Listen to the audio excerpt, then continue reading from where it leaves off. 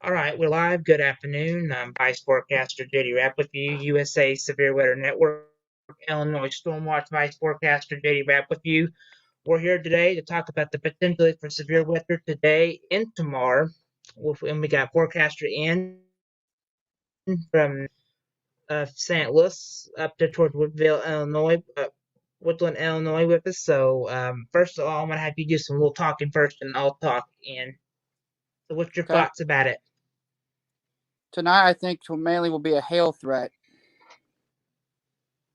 I think, I I think think where so along too. warm front passage, there could be a couple of rotating cells, but likely these rotations would be elevated if they do get mature, Hmm. and those storms there could have potential to produce some slightly larger hail than quarter size. Overall, I think the event will be on the low end side, but there's such high energy in the atmosphere and a lot of shear Yeah, that there's it could get these updrafts going tonight. My timing for this yeah, actual I'm occurrence seeing these would up be to yeah. between 8 p.m. and 2 a.m. is when I think the peak of the severe weather would run. I think so too, and I'm gonna say this too. We don't. I mean, and me and Ann will be here through the nighttime hours, keeping you updated on this. I'm gonna pull up the SPC, and they do have that low end fret that stands from Cape Girardeau, Hamilton counties, a little bit in that white. Paducah, you're all in this green color. The tornado fret, everybody likes to know about, is I less think than it'll be low. 2%. I don't Can we think roll it'll a be. tornado out? Now I'm gonna I say don't think it'll we be can never roll tornadoes. a tornado out in a thunderstorm, but the wind fret is there, 5%. But I still think it's kind of elevated, and the hail fret is still going to be a Most of fret. Like this, I said, Isaac said earlier. like I said, most of All this right, let instability you talk. be elevated in nature, but there's enough low level warm air that's going to be transported with this warm front that's going to be just along and south of the Perryville Joplin line that it might be able to bring down some of those stronger gusts. And the fact that you got heavy rain with it and there's a lot of energy in the Mm-hmm. atmosphere, those winds would just be easily transported even through non thunderstorm related. So Yeah, just and because like I you said, don't have I'm a still thunderstorm doesn't mean you can't get a gust of wind of about 50 mile an hour tonight. Mm-hmm. Yeah, let me talk about that just real quick. But that uh, even even a thunderstorm that does form, and I do agree with Ken tonight.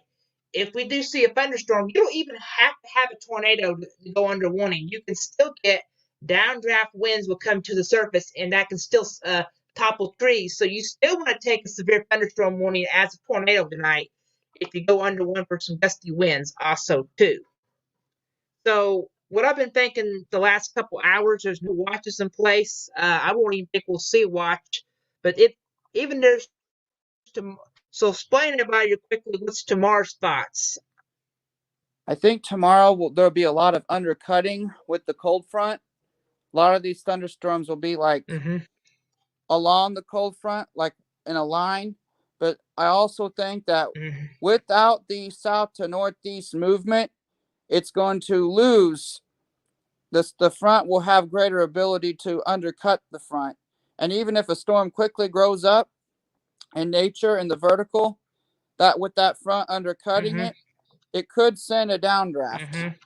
to the surface Yeah, that and that's could be. still going to lead to yeah, that's going to lead to a damage in wind fret. So you still thinking, well, I can go to bed tonight and not think about it. You still got to be aware of weather. You still got to have your phone plugged in, have a weather app, a know a weather radio, because even we don't go under a tornado warning tonight and go into tornado mode, we could see a severe thunderstorm warning that could produce some damage in straight line But most winds, of the and warnings that's our tonight, biggest concern tonight. And I want to point out that most of the warnings you'll see tonight, if you do get under a warning, would be for hail. Most less for wind, and though. still make sure your car is parked in the garage though too. Your car needs to be parked in the garage in case it would dent it up a little bit. So, like I said, me and Ann will be here watching the storms tonight, watching radar. If we do come on, we'll let you know. we got to make this video really short. So I plan on making another one later on if we go under severe thunderstorm warning. So stay tuned to us, and we'll continue to keep you updated.